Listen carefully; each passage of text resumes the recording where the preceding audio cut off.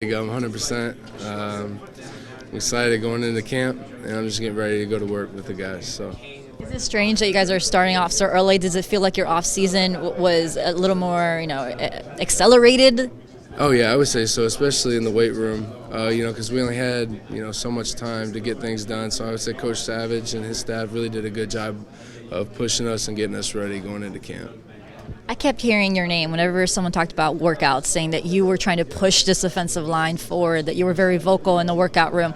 Was that something that you told yourself, I need to do this so that this line could be ready? Yeah, I felt like me and a couple other guys on the offensive line really try to push these younger guys and even some of the starters and myself, talking to these guys and making sure they're working as hard as they can because, things happen and they could have to go into a game and play. Especially these younger guys could have to go into a game and play. So I was trying to push them so that they can learn as much as they can about the playbook and physically, in the weight room, on the field, running and things like that.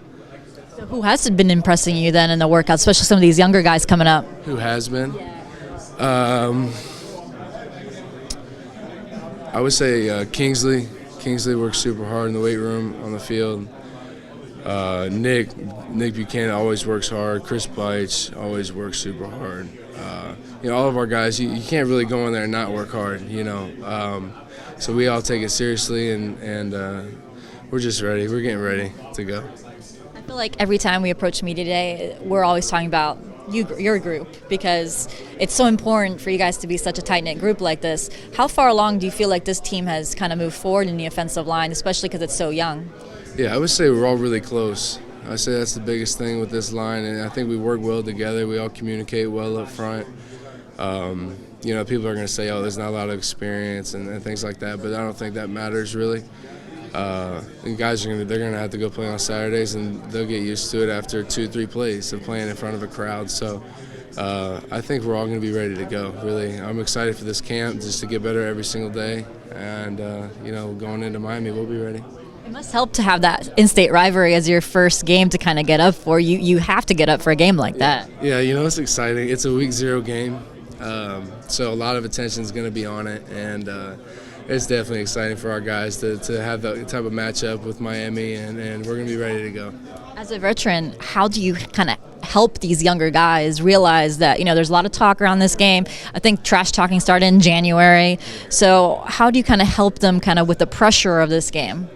Yeah, there's really no pressure. We go out and we do repetition every single day of plays, and by the time the game comes, you're so locked in, you don't worry about anything else. You just have to worry about doing your job, and that's about it. So really with the young guys is getting them into a routine every day and making sure that they're ready to go with the playbook and things like that. What's something that you personally focused on this offseason? I focus on everything really, fundamentals, getting my strength up, speed. What's up? Really, I was focused on getting my body right, and I had a lot of things last year, but 100% healthy this year, and that's what I'm praying for, a healthy year, and I think I'm due for it, so I'm ready. Kyrie Campbell has stopped by almost every single one of my interviews at one point just to say hi. He told me when I was talking to him that he was reluctant to be a leader, but then decided that he needed to embrace his role. Has he kind of been that for everybody and not just the defensive line? It looks like that when I'm just walking around. Yeah, I think he's been a lot more vocal. I think he's had a lot of change in his body this offseason too. He's really done a lot in the weight room and on the field. Fundamentals, he does a lot of extra work, and he has been a vocal leader with this team, and I think he's going to be a big name for us this year.